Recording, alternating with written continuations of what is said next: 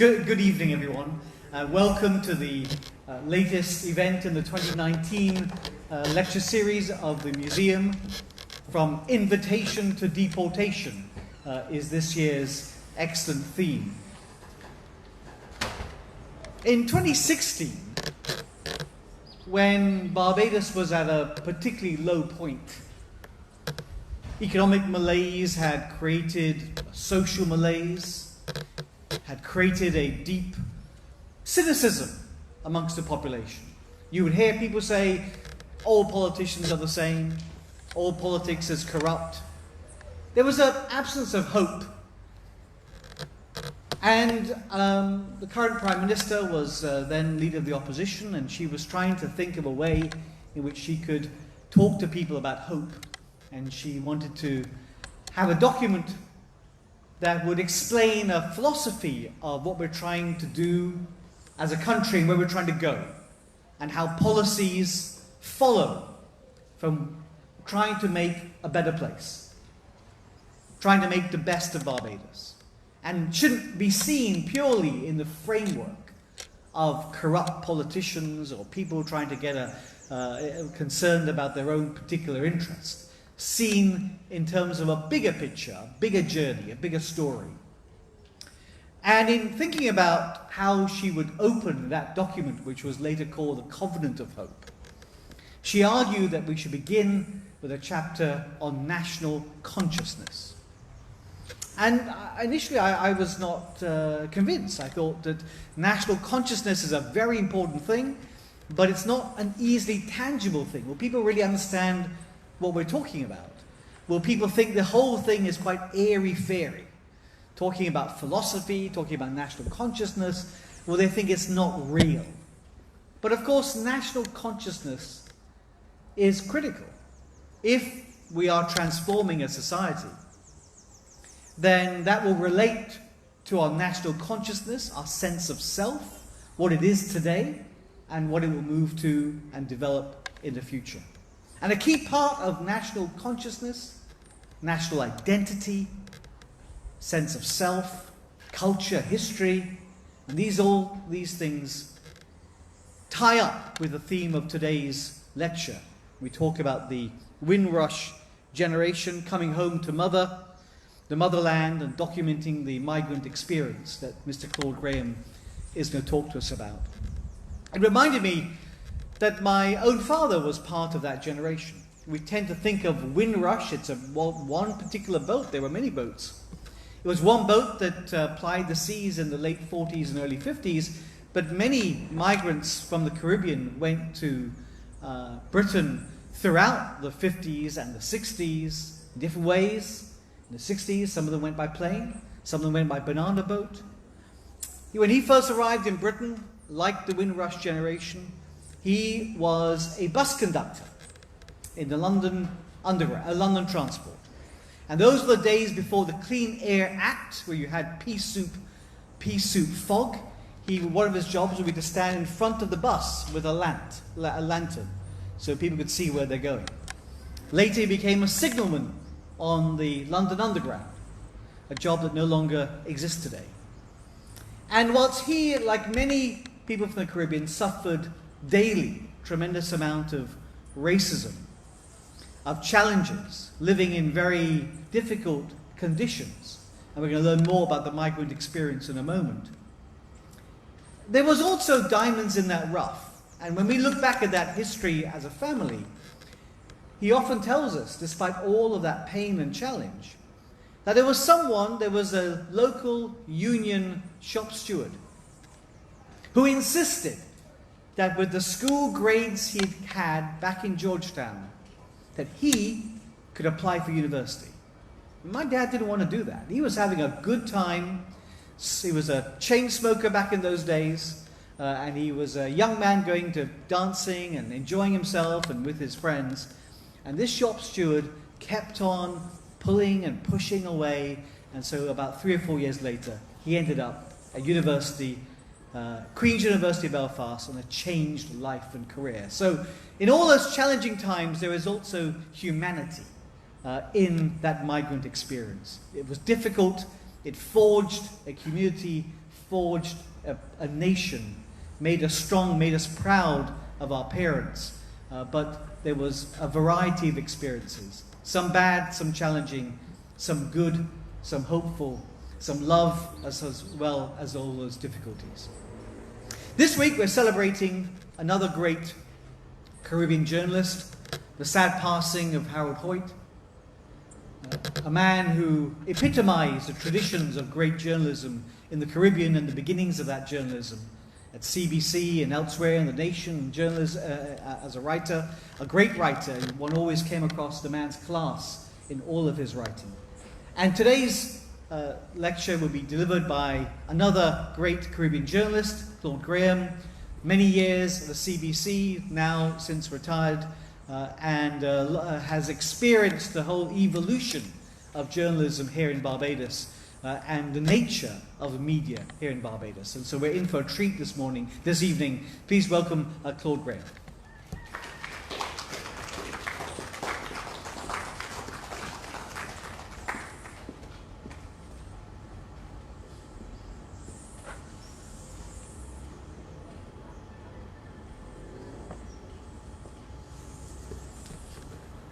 Professor Persaud, permit me to thank you very much for that introduction.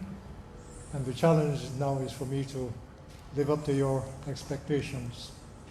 I want to thank the museum and the university and all the related sponsors for exercising confidence in my ability to speak eloquently and thoroughly with respect to the subject.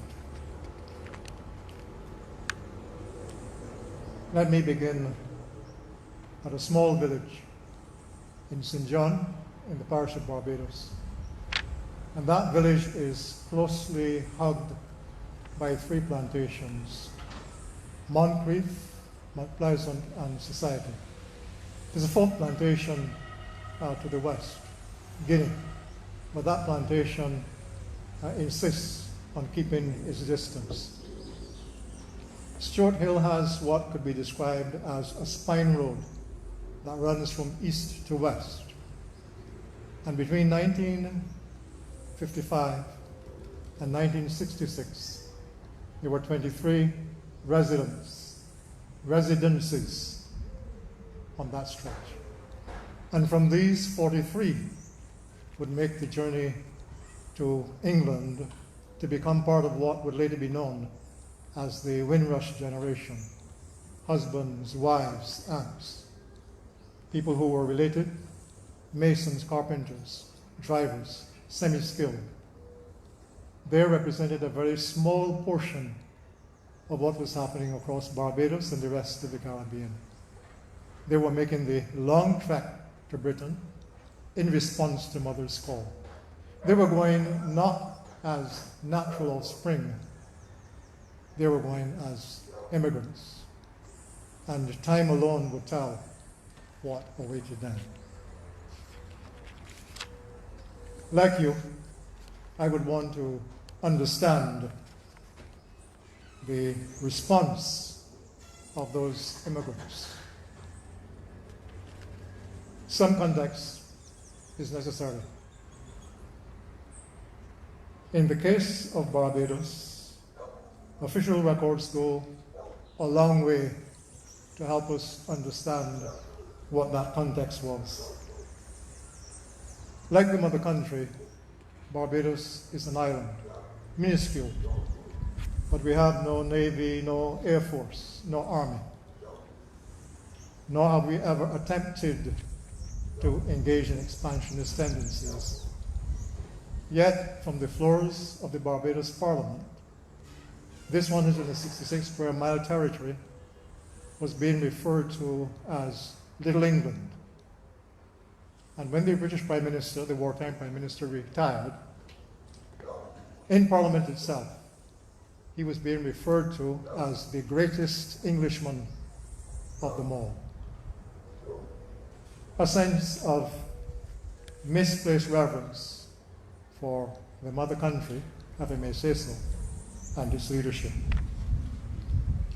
This was a time when almost every school child could tell you who Lord Nelson was, the last battle that he fought, and his famous last words. They could make a connection between Wellington, Waterloo, and Napoleon. But for the most part, none of them could make sense of who was Buster. What's the Haitian Revolution all about? Harriet Tubman. They knew nothing about those things. Who was Shaka Zulu? These would have been novelties to most of us in those days. So coming home to mother would not only have been viewed as a means to improve one's social and economic circumstances, it would have been readily accepted as the honorable thing to do. And the term mother would have given rise to a certain expectation in terms of civility. And when we talk about the immigrant experience, that would project the actual reality. So what we're going to try to do in this presentation is to see the extent to which expectation and reality either converged or diverged. So let's continue by identifying the Windrush generation. We turn to Emeritus Professor of Sociology at London South Bank University, Harry Gilbourne. He made the trip to England in 1959 along with his father and 6 others for what was intended to be a short time, but that time has not yet ended. Professor Gilbourne asserts that not only those 492 disembarking from the Windrush in 1948 make up that generation, but all others who followed from the colonies of the Commonwealth. He cites the partition of India in 1947 along with the rise of African nationalism. This saw millions establishing communities in the UK, rendering that country the multicultural society that it is today. And the West Indies, with its already solid history of integration, South Asians, Arabs, Africans, and Europeans contributed in no less measure to this multiculturalism. Professor Gilbourne sets the Windrush era as that period between 1948 and the 1960s, when the 1962 Commonwealth Immigration Act became effective, restricting and monitoring integration into Britain. What about the experiences and the reaction? Those daring to go home to mother would encounter cruel forms of rejection, but their response to vicious racial discrimination kept the focus on the principle of the equality of all persons, and this without prejudice to the rights of any other individual. Discrimination was prevalent in employment, housing, justice, and education. There was exclusion from working men's clubs, pubs, and even from the churches, leading to the formation of non-discriminating meeting points by the Windrush guests. The outcome, the reaction, the Caribbean Artist Movement, funded by Kamau Brathwaite, Andrew Salkey, and John LaRose, an inclusive cultural movement that boasted white British associates. No less an example was the indoor carnival started by Claude Jones of Trinidad and Tobago in 1959, and this was in response to the racist violence and riots that swept through Britain in 1958. With all this going on, there was some form of assessment, and then the findings were published. 7 years into the Windrush event, a report on West Indian immigration to the UK was published in the Barbados Official Gazette of June 16, 1955. There were a number of findings.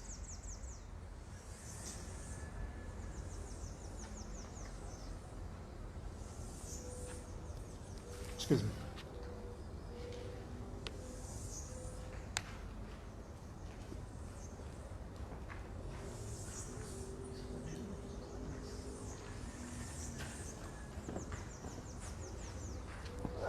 Excuse me about that.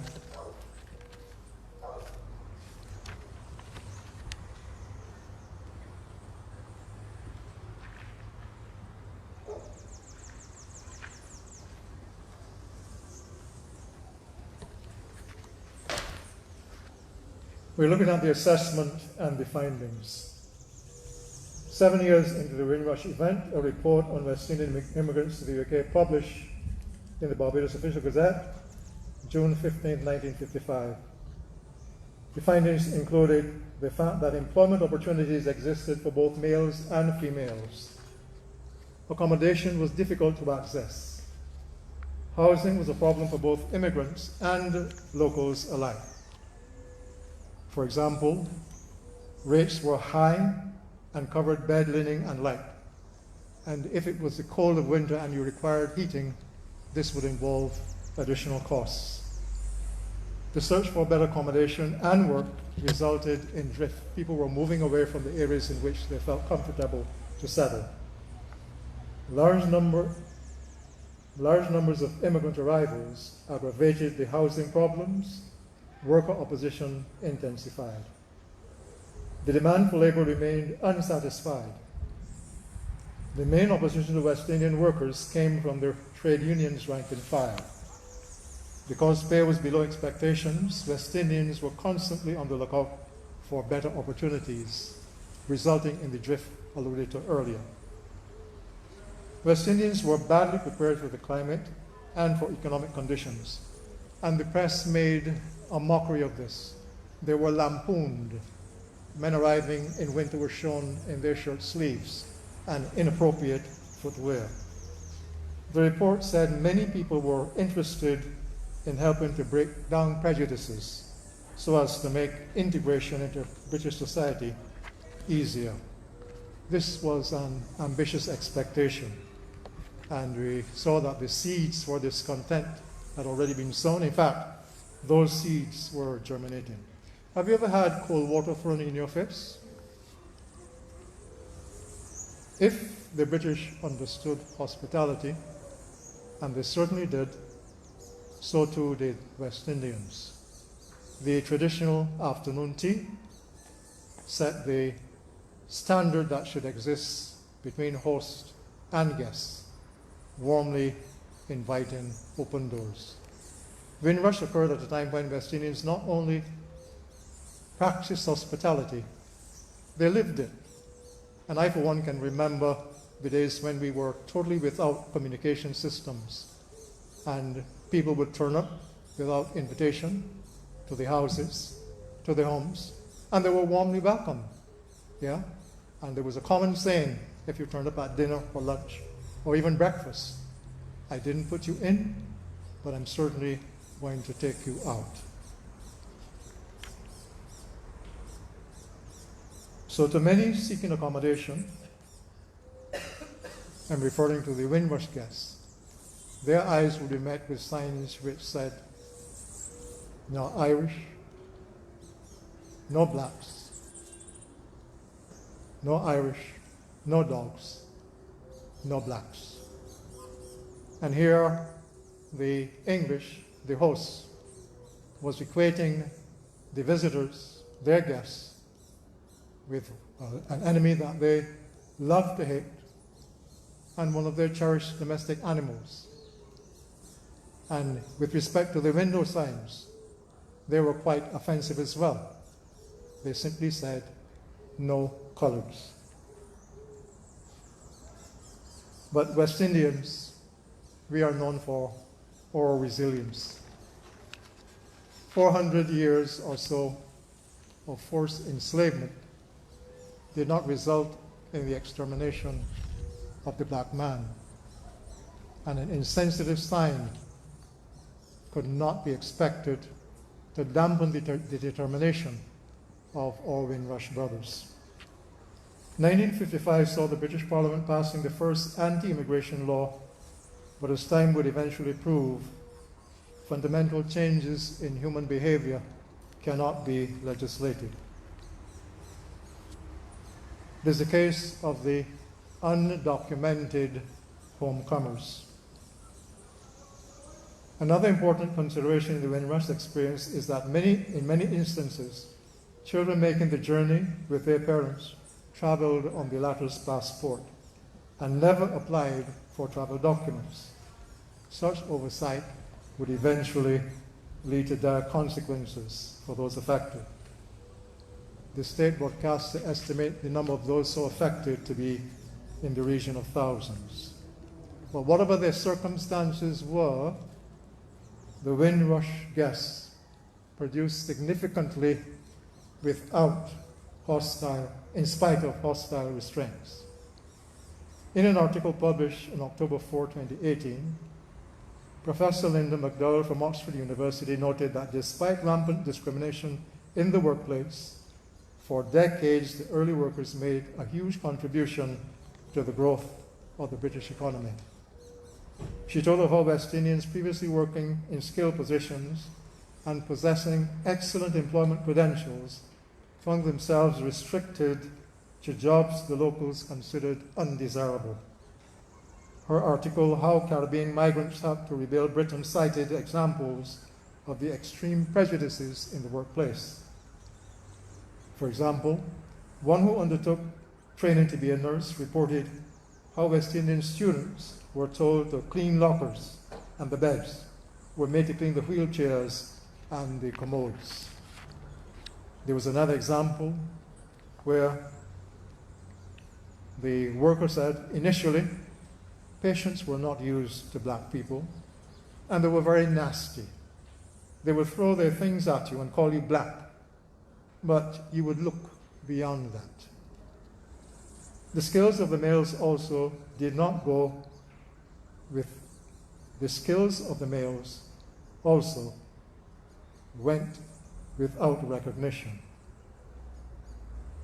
There was a case of one Clinton Edwards who served in the Royal Air Force during the war and returned to England on the Windrush.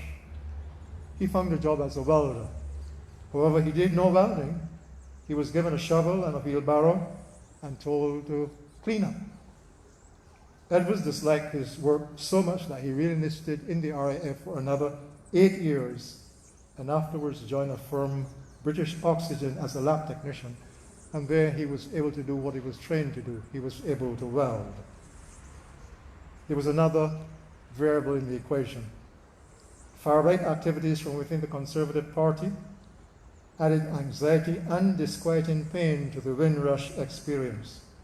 For example, Enoch Powell's inflammatory comments painted the new Caribbean immigrants as lacking in experience and culture.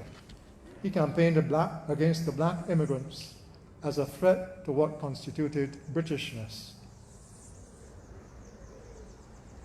Powell agitated for a reduction of the black population and for assistance to families opting to return to their country of origin. He further claimed that 150,000 British citizens were leaving every year, impelled by the prospect of the future consequences of colored immigration. Ultimately, Mother's true colors would emerge. Fast forward to 2017 and Theresa May's hostile environment policy requiring employers, banks, landlords, and the National Health Service to conduct visa inspections. The result?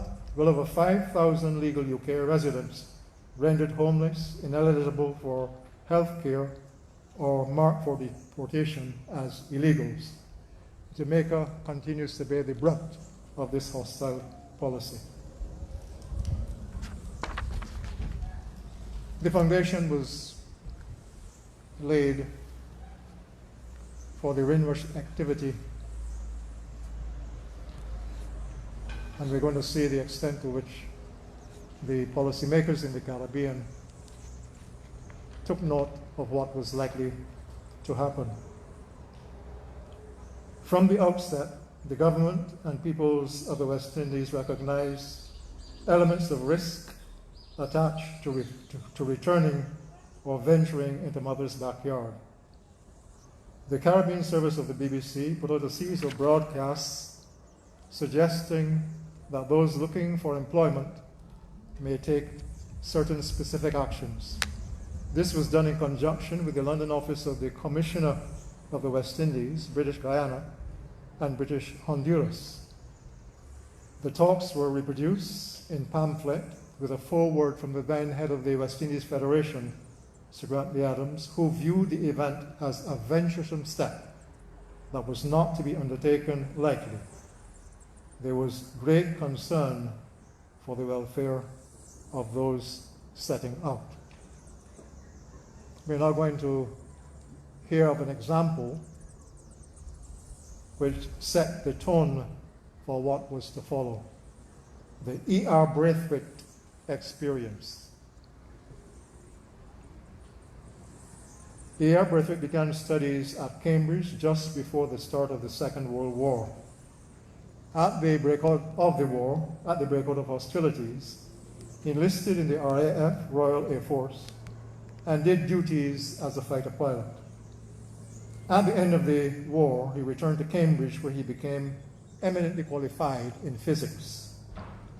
Searching for employment in a related field proved futile, a foretaste of what the Windrush visitors would experience. Braithwaite reported being denied employment with elaborate casualness and courtesy, with reasons having nothing to do with his abilities or qualifications. This was the environment into which Windrush Generation was venturing. Braithwaite said that with the war over, Britain had abandoned its pretense of hand-in-hand brotherliness and reverted to demonstrating the very same action it had wrongly condemned in the Germans, the action of racist attitudes.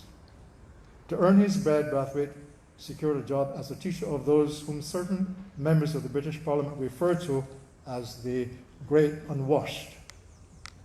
And there within the school system, he encountered bigotry and intolerance from both students and members of the faculty.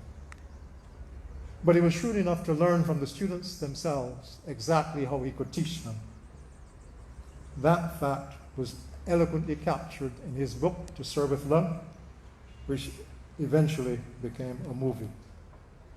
Braithwaite's comments were taken from his foreword to the publication, Empire Windrush, 50 Years of Writing About Black Britain, marking the 50th anniversary of Windrush, and that occurred in 1998. At that time, he concluded that the first step was still to be taken in Britain towards racial harmony. The children of the Windrush.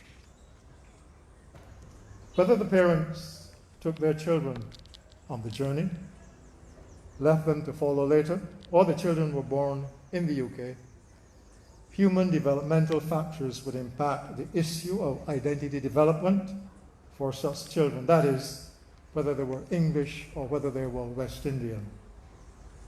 According to Edwin de Lobo, such questions arose following some stressful experience in the streets, name calling, or viewing National Front demonstrations on television. De Lobo perceived a bigger problem for those who joined the parents at a later time, having absorbed the culture of their native environment and being expected to change to the host identity. Then there were the children of mixed parents. If they adopted the identity of one parent or the other, societal rejection was the most likely outcome, with their being labeled colored. De Lobo painted an even graver outcome for the child of mixed parents when that child was taken into care. Having no one to identify with, he felt deserted, unwanted, and as a misfit, not belonging to any group. So, I have spoken enough. So, I'm going to allow the second generation and others to speak out. This is where we give you a video presentation where we had recorded the responses of many of that generation. Just before the turn of the century, descendants of the immigrants spoke out for themselves. Beyond their own families and Caribbean colleagues, they saw themselves surrounded by a harsh and uncaring people.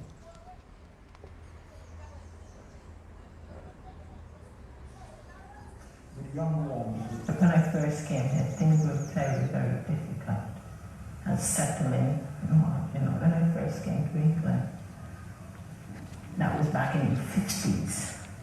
I'd been into a hospital at the time, and it was very, very, and only few of you that came to this place, and you never had any friends or what, So we had to leave and go to get friends. That's how I met my husband back in the 50s when I was starting to do my training. And from then, he was ever so good, really. I gave that up, actually, eventually, to be with him. And I had 4 daughters, which brought them up in the right way. We had our problems, and but things have changed over the years. You see the difference now. There was a lot of rough times in the 50s. For us, it was very hard. But we still, I always that sort. I just carry on, keep away from people's way, and just do the best I can. And I find I get on all right. I never had any problem here, really, to criticize all it is. I always had a job, but the money wasn't very good because when I started working, all I used to get was £5 a week to bring up the children, which was very hard. Some were able to rationalize all of this as connected to the black man's way of life. Our culture is something which more information becoming available to us as a people. We have to recognise that our ancestors were stolen, kidnapped, taken from the continent of Africa and brought to the Caribbean. And through that process, we lost a lot of our abilities to speak in our own mother tongues. We lost some of our religious connections. We have become sort of Europeanized in terms of how we define ourselves and the sort of values that we have. And I think, and certainly for myself in recent years, I've been investigating my ancestry, my African culture, and I see that as an important development as a young African man.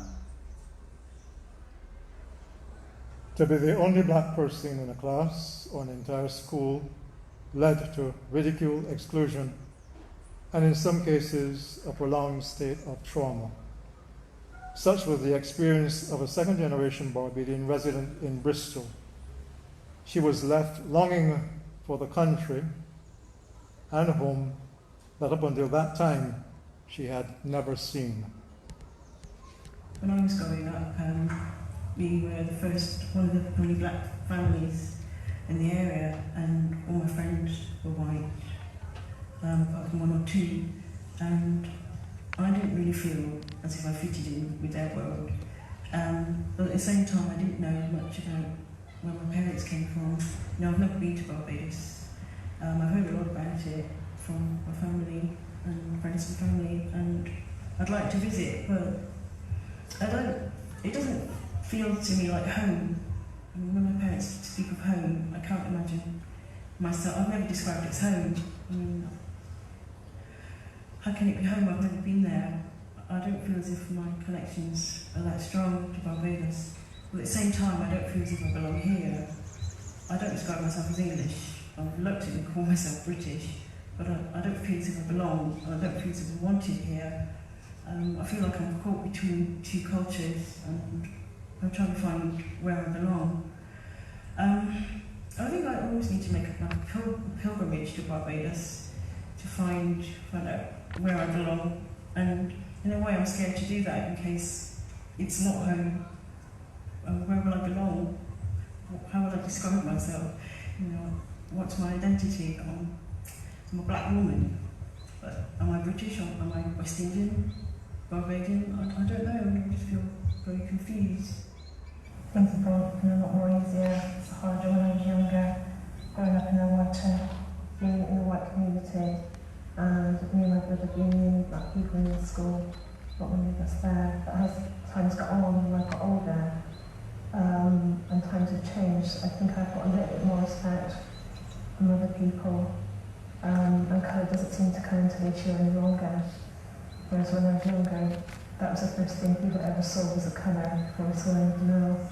So what sort of difference has this made to you as an individual and what you're able to achieve? I feel more comfortable now than what I was when I was younger. I always felt like getting on the bus or going into a shop, people would stare. Well, I felt that people were staring, even though they probably weren't. That's the way I just felt. And I think it's made, as I got older, and I have a child myself now, it's made it easier on him, especially now that he's growing older. There's more black people around in all areas now, whereas before it was only in certain areas, so it makes it easier.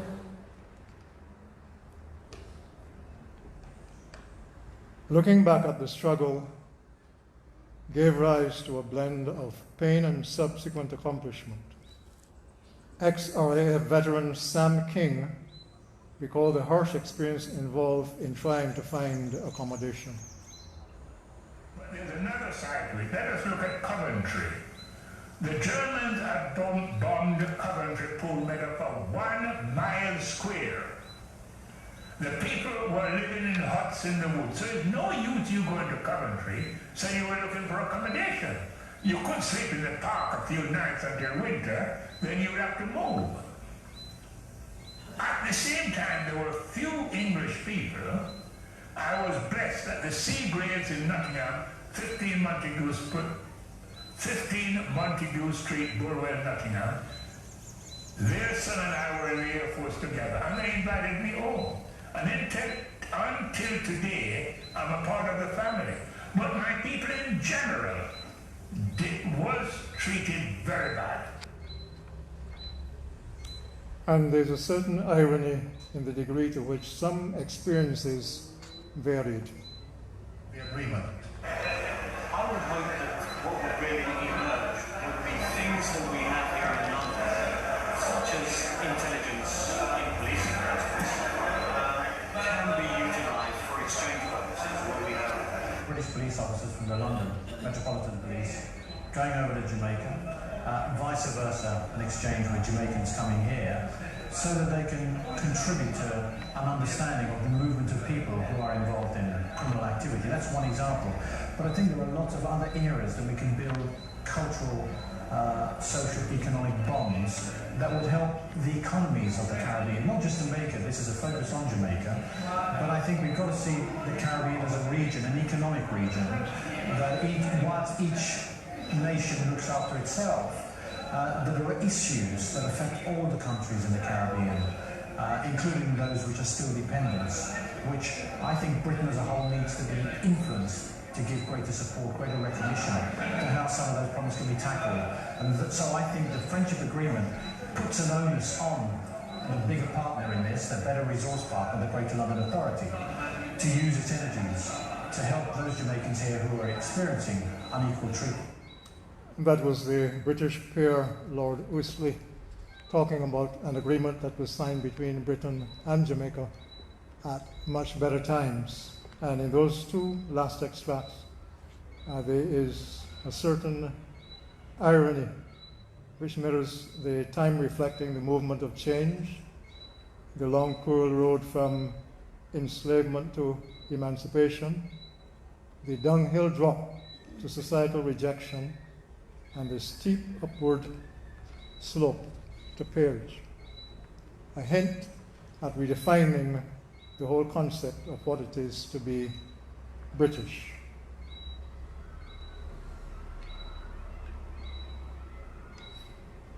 Let's look back, breaking out.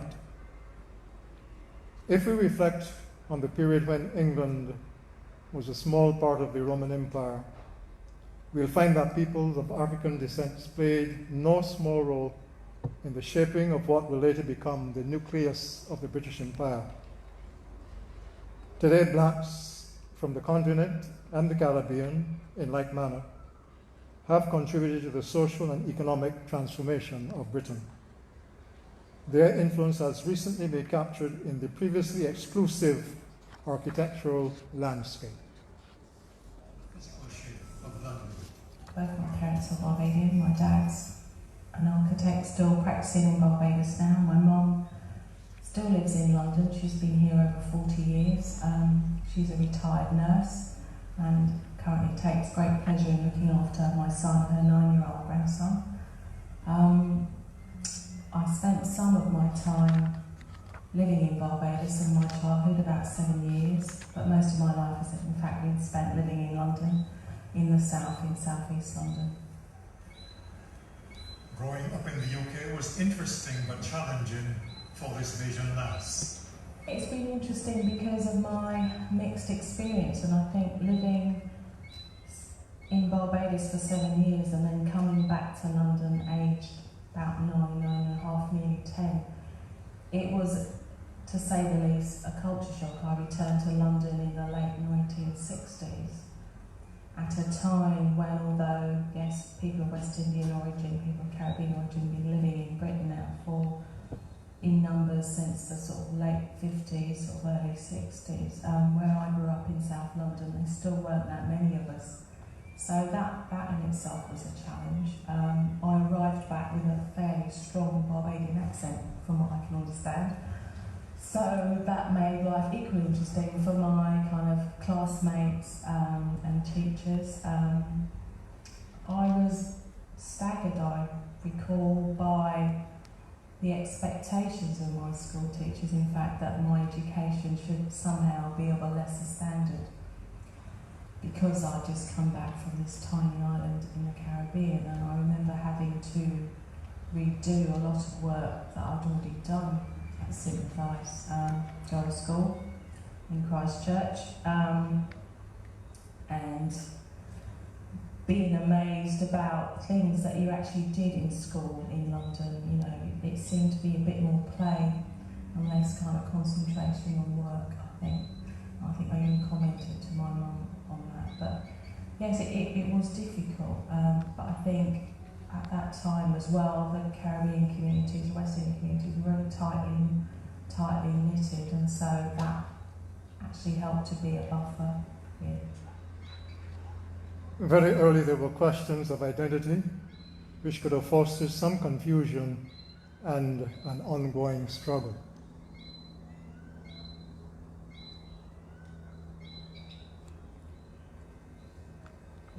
Are at the moment having a crisis. For me personally, I've clung on very forcefully to my Barbadian heritage, and I suppose I've been able to do that because, in fact, most of my family are still in Barbados. My mum was the only sibling to leave. As I say, my father's now back in Barbados, and over the years, you know, I've done numerous trips, spending long periods, which has meant lots of questions each time I come back, with people saying, oh, we thought you were coming back for good this time. But since I've had my son, I've not been able to come quite so frequently. But I think because I'd say it's been an important part of me, an important part of my survival in Britain, because I believe that other communities do it as a matter of course, regardless of whether they're white or Asian or whatever. But I think those of us that are here of West Indian origin kind of struggle with holding on to our identity. We struggle with how we defined ourselves, and I think it's an important thing for me to hold on to pass on to my son. My son's already very familiar with Barbados, so although at the moment at 9 the things he likes are Chapet, snapbots and macaroni pie, cake shepherd and seagulls, but he knows about Barbados and he enjoys his trips. The 2 times he's been there, he really enjoys it. Mrs. Haynes had an interest in teaching and also worked at the Greater London Council, abolished in 1986. She now has a focus on development policy and town planning with respect to applications as they come in. The area that I work in East London is the Tower Hamlets Council. It's probably under some of the most intense development pressure anywhere in London at the moment. About 40% of all commercial development, office development, is taking place within the Tower Hamlets kind of boundaries.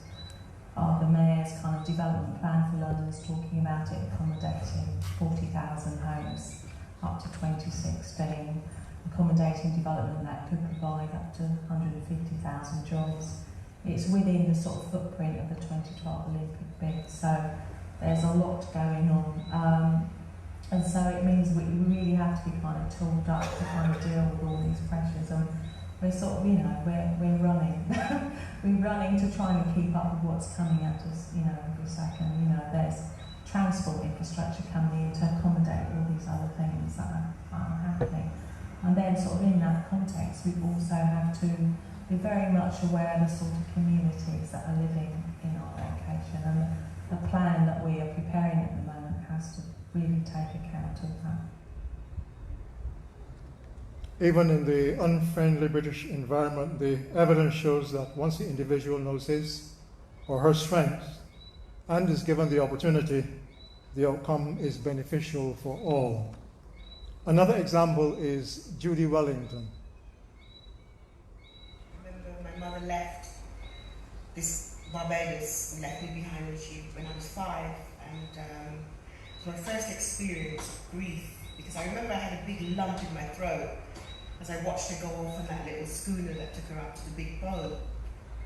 And I felt that grief again when my first son Simon died in the Marshallese disaster in 1989, and that lump just came back. So I knew that to be grief, but growing up with my mum in England, my mother, she did so many jobs, she worked in the hospitals, she had a market stall, she worked at transport before I went to England.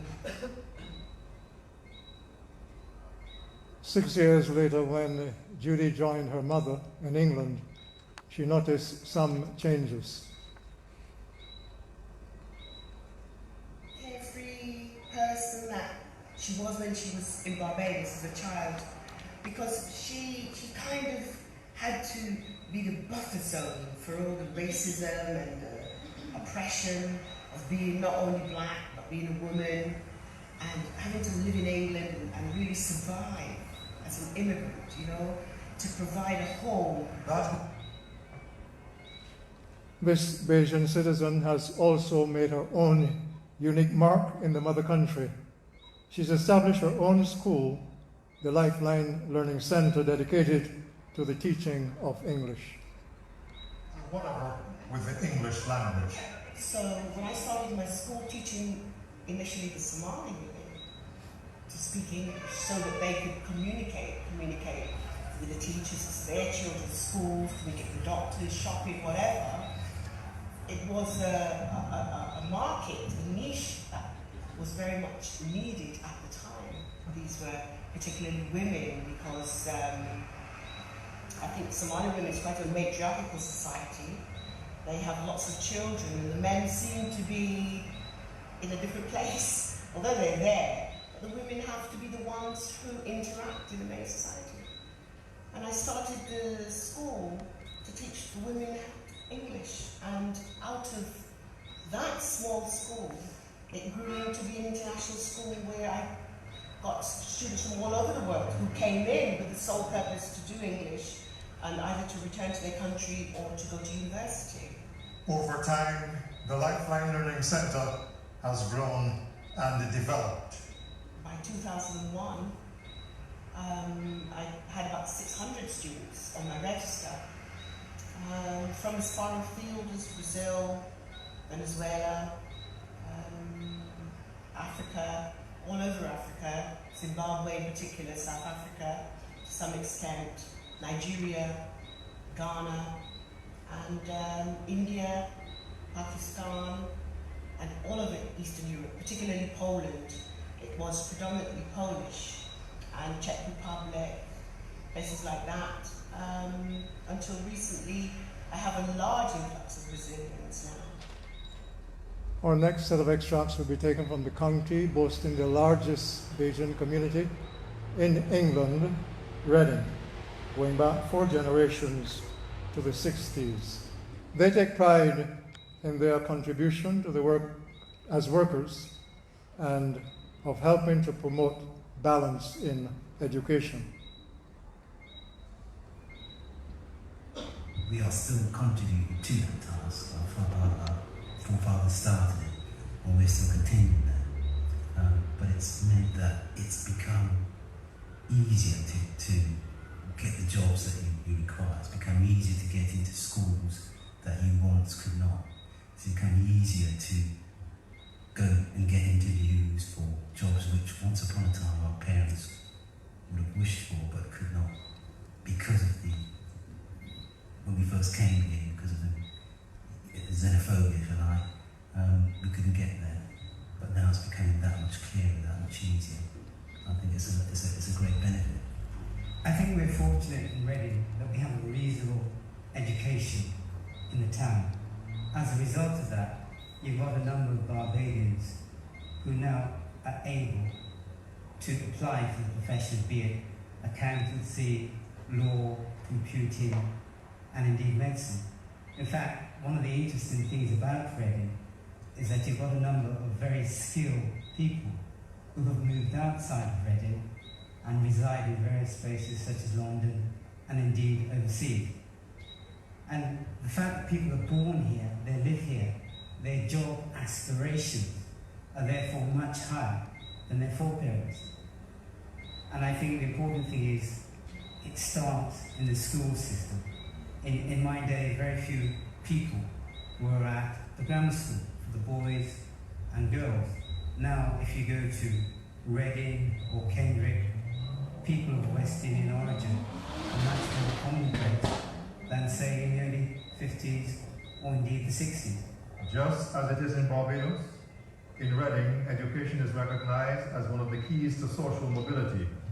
But questions are being asked about the school system and the relevance of the curriculum to the ethnic minorities. It's not very rare to see there's lots of children of Caribbean origin at school. I know that before it was quite rare, but nowadays it's nothing wrong with it now. Before people used to find something wrong with it, but now you get into any school and you just find all races in the school. I think increasingly there's more recognition of the black contribution. It is still totally unsatisfactory. For example, I went to one of the grammar school, and I asked what aspect of the curriculum would include West Indian culture. Unfortunately, the only indications were the odd book as part of the English syllabus. There isn't anything about our history or indeed our culture.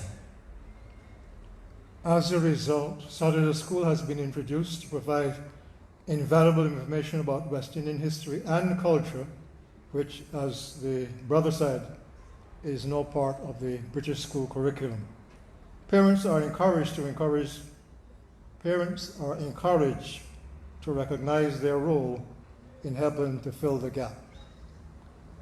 One of the things that I found is a lot of the time some of the schools they would band you all together. If one child was quiet, they would try and say, that family is all quiet, rather than give them the chance, just like any of the other children in the school, to be able to perform. If us as individuals or second generation parents then are there for our children to be the voice to say, my child is just as good as any other, represent them in the schools and show them what we can do for not only ourselves but for our children as well. So I feel that having a more positive attitude as parents for our children that are brought up here is helping to make things a lot better in the schools, more or less saying that we have a voice and we are here to stay. Decades of residency still have not solved the issue of identity, leading to a longing to leave mother and return to the natural home. My parents were born in Barbados, so Barbados is a part of me, but Reading is my home, England is my home, this is all I know. And as far as I'm concerned, I'm English. I was born here, I was brought up here, I'm English, but Barbados will always have a special place in my heart. And for some reason, I don't feel at home here. Barbados, to me, is home because when my parents speak about home, they speak about Barbados. Therefore, I define Barbados as my home. I enjoy all the things in England, but still, there's a part of me. Most of my family are in Barbados. I have very few family here. Therefore, I think that has a lot to do with it as well. What do you intend to do with that? What do I intend to do about it? I think I still am looking to, when I get older, to go to Barbados. I think that is the best place for any old black person. I'm not, don't think that England is really a place to stay when you get old. Unlike Denise, that's waiting till she gets old. I would like to go back to Barbados as soon as possible, to be part of the community, to work with the people in Barbados, and to enjoy the rest of my life over there, because I've been here much too long. I've been here 30 odd years too long, so I need to go back now. Barbados and England are both my home, really, because I enjoy both of them, although I was brought up here. I enjoy both, really, the sun and the sea, but sometimes it gets a bit cold here, so I think back to Barbados. I have worked in this country for 30 years and has reached a stage where I am really ready to go home. I have begun to make preparation in that direction. Most of my friends are at home, and I shall soon be there as well. I was born here in England. But again, I have there's always something that's pulling me back to Barbados. I'm not sure what it is. I think now it's because my parents are now getting to the age where they're going to retire. They've got a house and they're going back now regularly. And I just think maybe that's where I want to be eventually. Whether I'll go back and work there or whether I'll wait until I retire is something else. When I first saw Barbados in '79, it was an event which would shape the rest of my life. If my vision was a foot long in '79, it became 10 foot long after that, because the experience of actually going to the land which you've heard so much about, and I've heard many stories about, to actually witness people who are actually of your same image and casting a more positive role, not just on the beach and under the palm trees, etc. I think it's very enlightening. And for all young people who are actually born over here, I find that once they have actually experienced their mother country, so to speak, I think it broadens one's view and it opens the world to you. And as far as Barbados is concerned, although I was born here in England, my first visit to Barbados felt to me as though I had been going home, not going to a place that I had never actually seen before, because the acceptance and the warmth of the family, the people, the neighborhood, I just certainly did not feel different than anybody over there. And I would also hope that when my body begins to fail me, or even before that, that I could reside somewhere near the Green Hill in Barbados.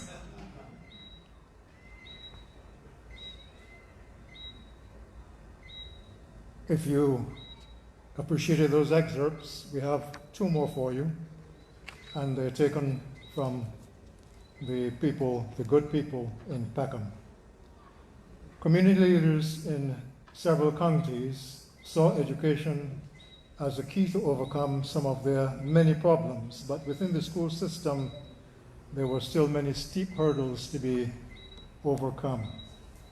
At one time, underachievement among the girls, and more recently, the lack of self-esteem among the boys.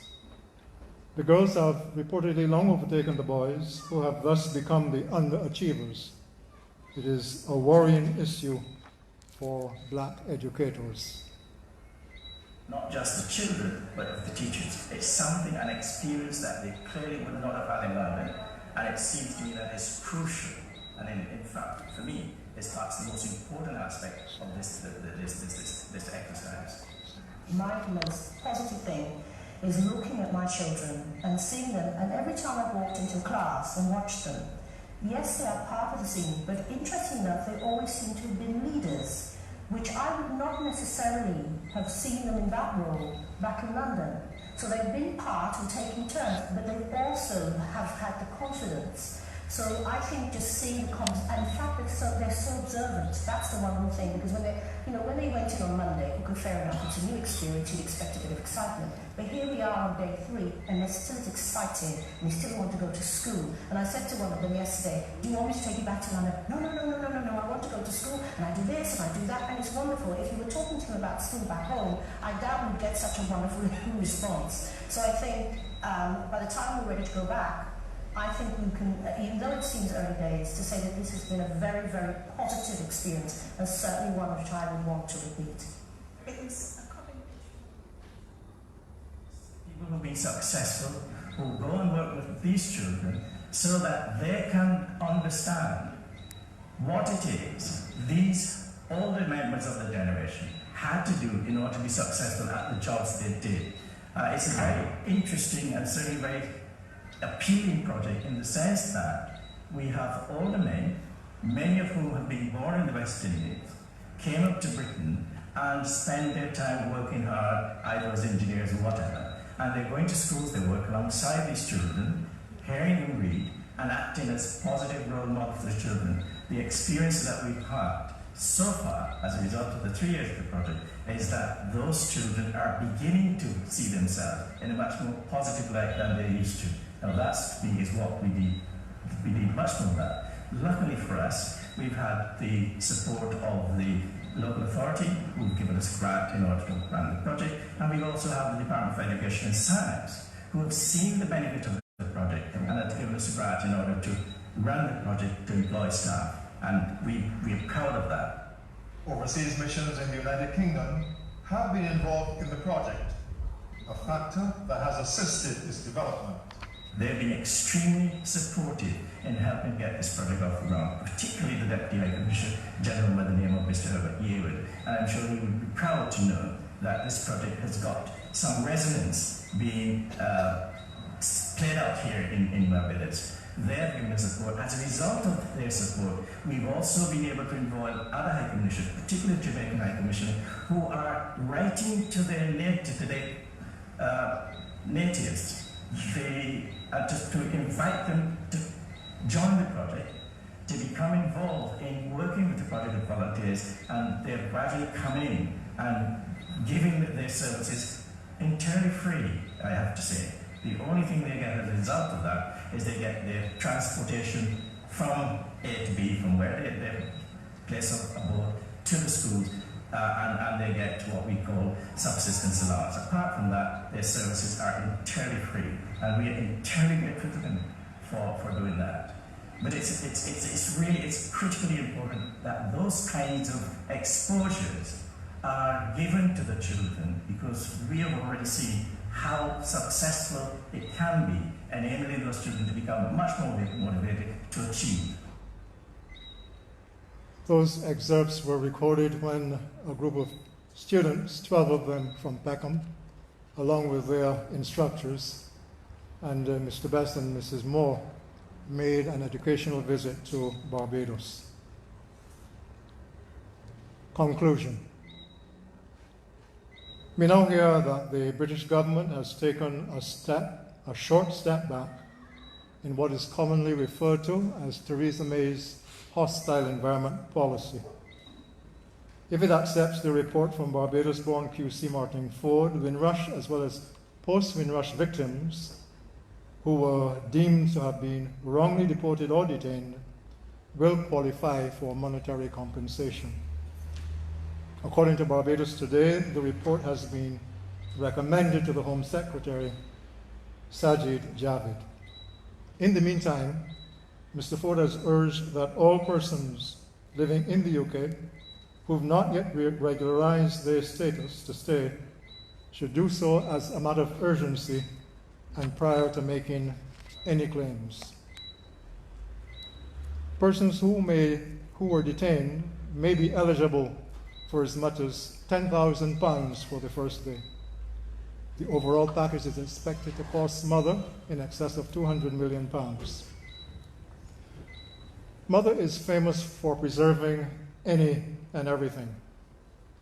Yet in October 2010, the Home Office under Theresa May took a decision to destroy the disembarkation cards dating back to the 50s and 60s, despite protests from staff that these papers were often the last remaining record of a person's arrival date. The crisis that has been created has been described by one Labour MP, David Lammy, as a direct result of systemic incompetence, callousness, and cruelty within the British immigration system. Reporting on the matter in early 2018, The Guardian mentioned a Judy Griffith, 63, who flew to the UK from Barbados in 1963, age 9, and who was unable to return to visit her sick mother in 2016 because of her disputed immigration status. The officials said they could find no record of Judy in the system. As a result, Judy was unable to visit with her sick mother before she died, nor could she attend the funeral. So far, the evidence has shown that mother extended unapologetic hostility to her children. That failed to disrupt the latter's focus or to blunt their determination. Moving from multicultural societies to one where, by its own standards, institutional racism pervades is like attempting to kiss the lips of a spewing volcano. That the Windrush generation has been able to withstand mother's reproach and yet leave its mark on the cultural, physical, and productive landscape of Britain is no mean achievement. We in the Caribbean must not be guilty of minimizing their courage, their perseverance, and their preservation of cultural and historical identity. They did not cower when facing sustained attempts at marginalization. They did not revert to abuse or aggression when assaulted with racial slurs. Their civility remained unquestionable. They did not hold back when assigned tasks unbefitting their obvious qualifications and known skills. Neither denial of shelter nor of constitutional rights led them to panic. They managed their sustained ordeal with dignity to the point of having honored an uncaring and cruel mother. Let us all give them sincere commendation, inclusive of the 43 that left that small village at Stoat Hill, St. John, between 1955 and 1966. We thank you for your attention.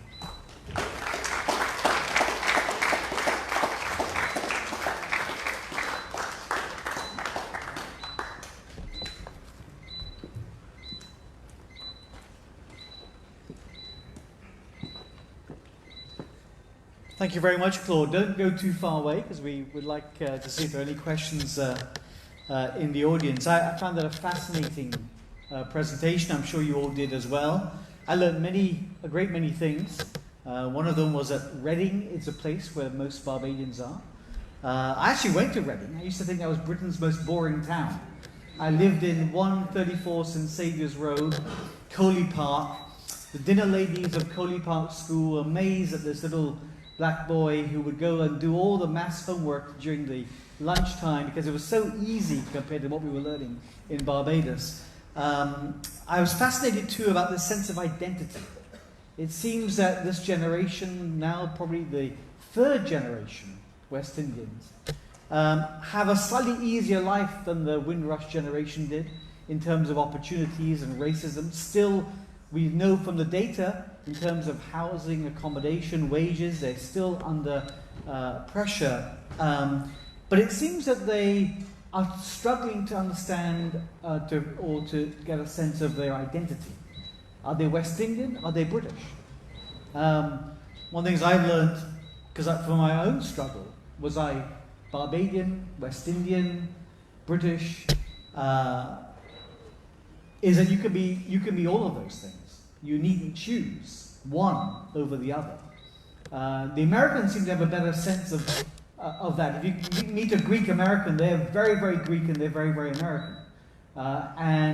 Maybe we need to try and think about alternative forms of identity rather than choosing one or the other.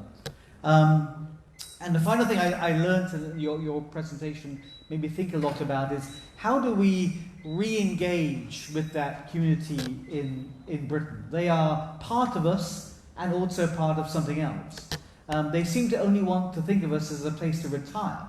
But are there other ways of engaging with that community? I think that's one of the objectives of the gathering, where we're going to bring the diaspora back to Barbados and hopefully end up with new relationships. People will come back as visitors, as tourists, as investors, as collaborators, and think of Barbados then as greater Barbados, not just one island, but also all of the connections of people who live abroad and not just a place for retirement. So it's very hard for me to see you in the audience there, but do you have some questions for Claude? Have your own reflections on his presentation, your own history, your own thoughts? I'm going to have to step out of the light to see if I can see you. Thank you.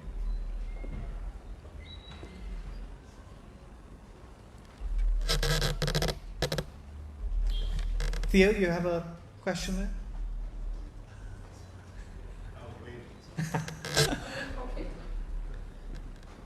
Okay, well, Good evening. We yes. have a question from Rodney B, who's watching online.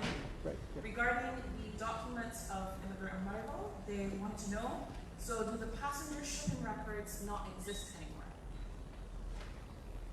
The information that we have acquired indicates that there was a deliberate policy to destroy those records, notwithstanding the fact that those working with the records advised the authorities that these were essential commodities, and they were regularly getting requests from persons affected and who wanted to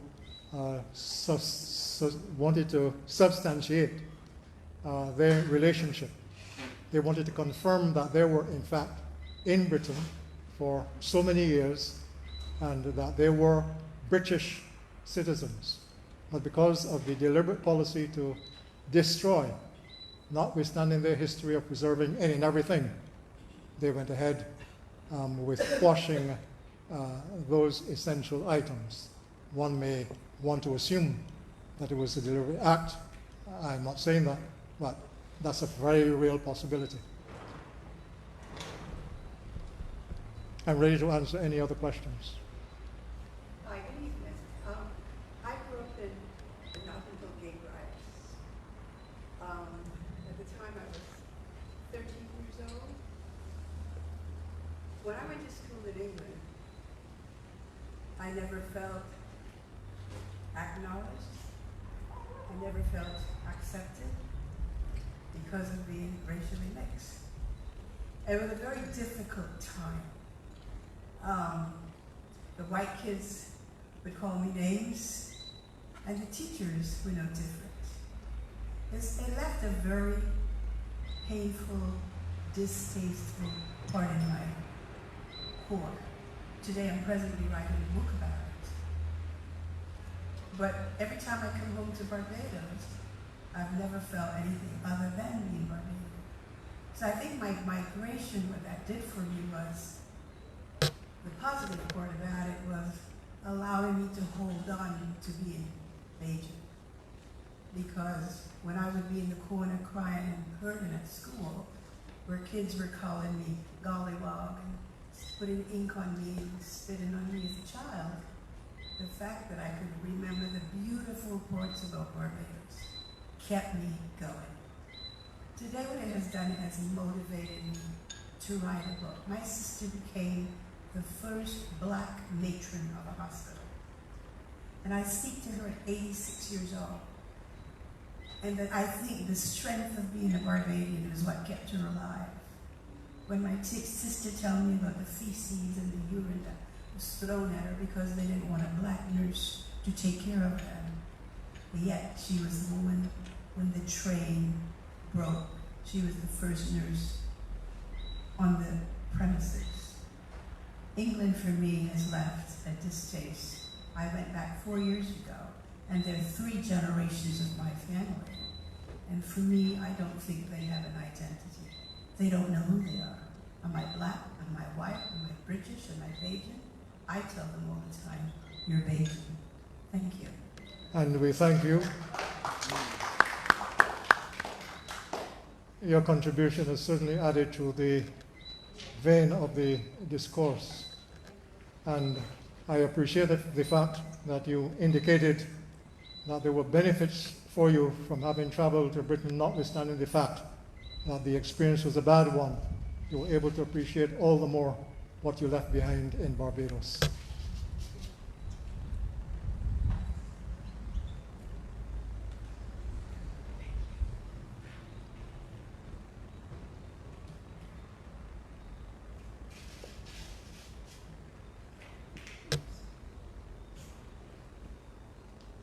I have so many questions, so many of my own answers, but from your lecture night, sir, my question stroke concern is this thought or this offer of compensation.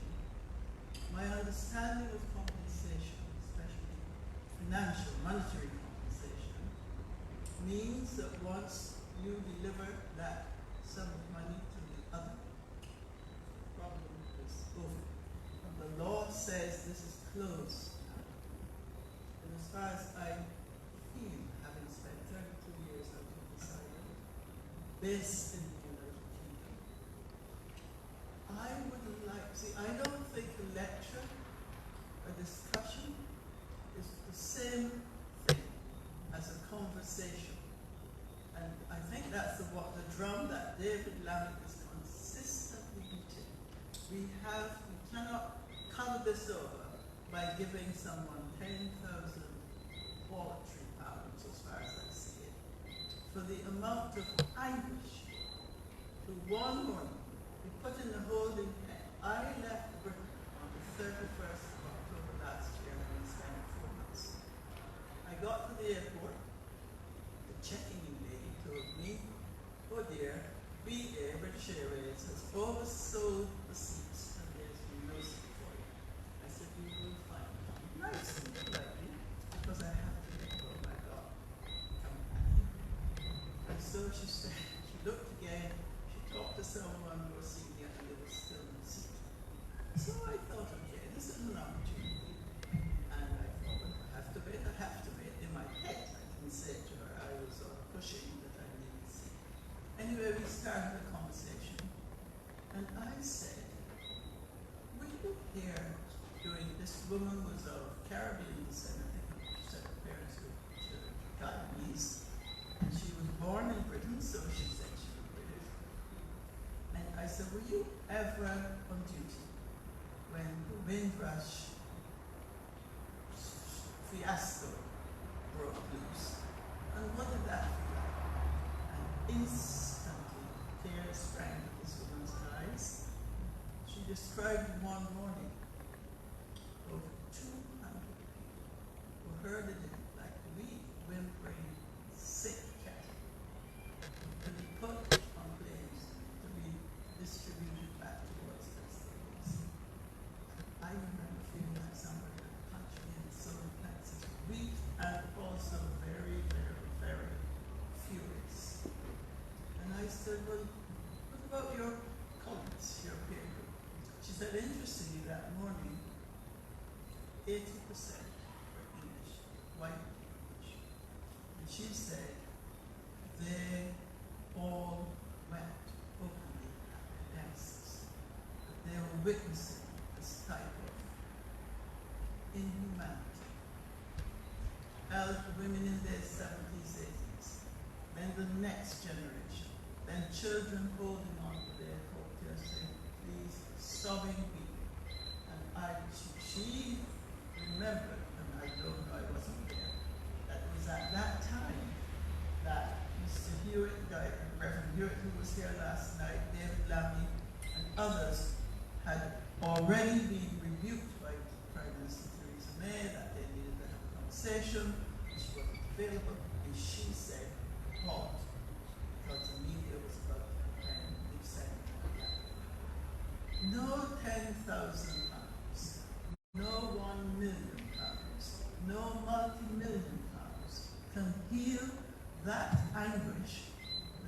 must remind us all, that we have to have a conversation, and it won't be easy. In fact, I told Professor Chamberlain last week, lots will actually die, because that anguish is in the belly. And the only way to serve love, that's one of my favorite films, see what you show the world what's possible. But you cannot heal unless you feel and you're hurt. So I have no idea what's going to happen after next week when the final lecture closes here. But I would like to propose, to suggest, and I'm prepared and willing to do my ministerial part, that we think seriously of our role in this very privileged place, despite its imbalances. How are we going to help not just the ones who are going to come for a grand, fantastic time next year, anyone could do it any time, but this is an opportunity I believe we should not, must not miss, and allow the chapter to be shut down. And those landing cars were deliberately destroyed. They were held in crime. Deliberately. And I was victim of that in 2016. That's why I've sorted it out. So, you know, we've all got our rules. And there's something about the rule with this cap going over it. There's something about the rule being nurtured and cleansed and kept cleansed till it comes up and up the one that said this is healed.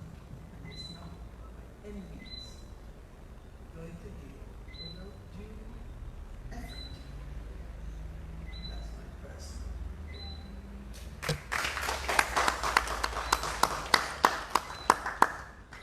Madam, I am compelled to say that I would be totally lacking in grace if I didn't commend you for your comments and if I didn't indicate that I can't disagree with anything you have said. One final question, perhaps? I wanted to ask, and it's not directly to you this morning, what is the Museum of Barbados doing to recognize and honor the Windrush generation more permanently? I'm told that Herbert House at Fontebelle, which now houses the Cricket Legends of Barbados, that was a location where people registered and perhaps got on the plane late in the 60s, perhaps not in the 40s, I don't quite know. But that was a location where it was centered. It is now Cricket Legends, and to my mind, there ought to be some space made there, if that is the exact location, where there should be some memory to the Windrush generation. I recall several times speaking, state, government, central bank, speaking to the remittances that came to shore up the economy of Barbados and the Windrush generation. Such records can be made available from the history of the central bank and so on. Everybody has photographs. There's something somewhere that we can contribute to creating some sort of museum to honor and remember those pioneers beyond the lecture here tonight. Just putting it out there, we have museum space, and perhaps museum directors and others can give it some consideration. Thank you very much. I can't presume to speak on behalf of the museum, but I would take the very important work that they are now engaged in currently to draw attention to the Windrush experience. That would serve as a marker for the seriousness with which they view this particular issue. And from looking at the materials that they have amassed and the focus that they have indicated they are taking, one could see that their current effort is not going to be short-lived, but I can see, without being presumptuous, that it is something that would be sustained. Final question. Thank you, Mr. Gray.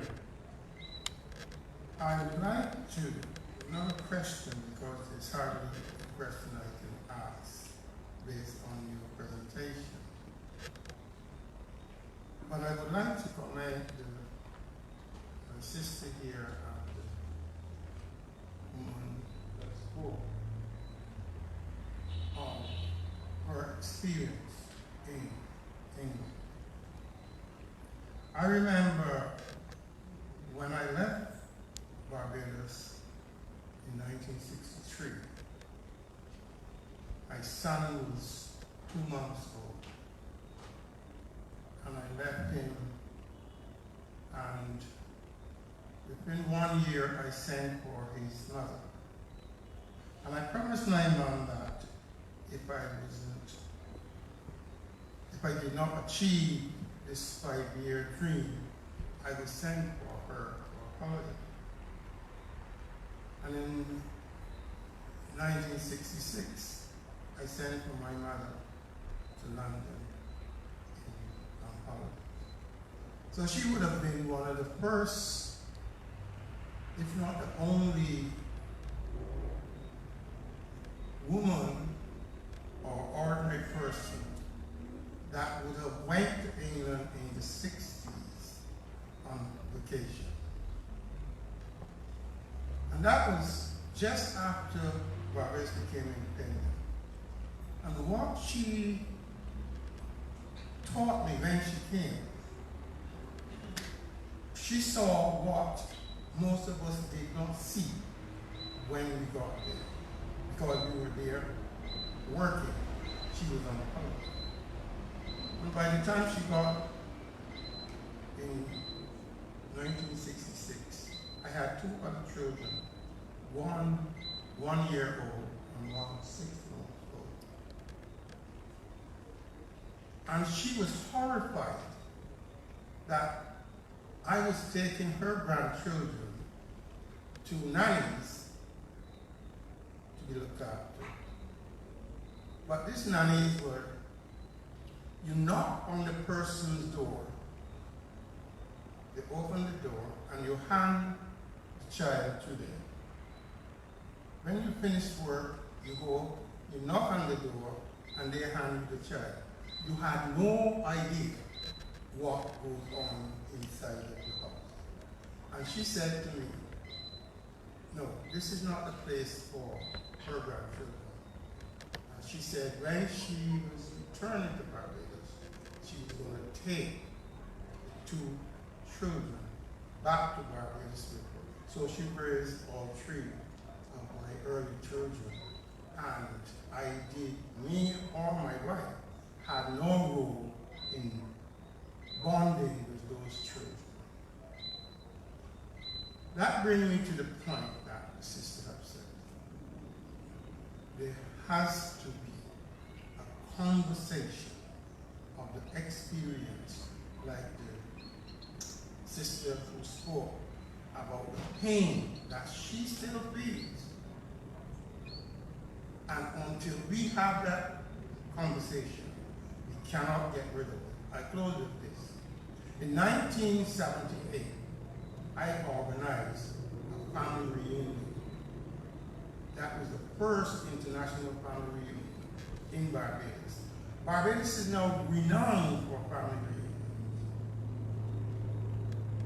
I also, in 1992, organized the Society for the Resettlement of Caribbean people, or Caribbean nationals. So what is happening now is a great opportunity, not for Barbadians to just come and visit, but for we to have that conversation. And I applaud the museum for recording some of our experiences. And my experience that I'm just sharing with you is on the museum website as a contributing factor to this whole program.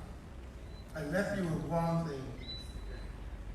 The 1959 Mental Health Act, which came into place following the 1958 race riots in Notting Hill and Nottingham was the most devastating bit of legislation in the so-called hostile environment. And I would like yourself and others to pay attention to the number of people who have been put in. You want one more question? The last question? It's not a question. Okay. Good evening, everyone. My name is Kay Hall. I am the museum's Education and Community Outreach Officer. I just wanted to thank the lady for her comments about the documenting of the Windrush experience. And just to let everyone know that our documenting efforts do not stop here. We are in fact currently working on an exhibition called The Year of Arrival, the Politics and Poetics of Caribbean Migration to Britain, which should be launched in time for Windrush Day this year to mark the anniversary. So everyone will come to the museum and see that, and thereafter we'll be traveling around the Caribbean and certain parts of Europe as well. And in addition to that, we are also a part of a project which is being done between several countries to establish a virtual museum of migration and memory, which is going to document these experiences in an online museum where people from all over the world can access and be a part of understanding that Windrush experience. Thank you very much, everyone. Thank you very much, Kay. And I think that whilst what we've learned today from some of these questions, we must celebrate and commemorate the Windrush generation, those who left from here. But we also need, as the sister mentioned, to be part of the fight for their rights in Britain. Because they are being denied rights as British citizens, as people who've lived in Britain and contributed to Britain for all of these decades and have justifiable, legitimate, moral and other rights that are being trampled over. The title of this theme is From Invitation to Deportation. And we've not discussed it head on too much because of I think we all agree where we are. This is what Britain is doing is morally reprehensible, is disgraceful. It is not just the sum of the individual pain, though. We've heard about some of the individual pain. It is a community pain. It's a pain, like most pains, that extends not just to the West Indians, but to the British too. Because what we are seeing today in Brexit Britain is a logical extension of this inhospitable position that they are taking towards immigration, towards West Indians. And this, you can see the mess that this has put them into. And so we need to have a conversation. And this conversation, though, is a mutual conversation. It's about our sense of identity. It's about their sense of identity, too. And there is a healing that needs to take place on both sides. Thank you very much for being here tonight. And please thank again Claude Graham for a wonderful presentation. Good night.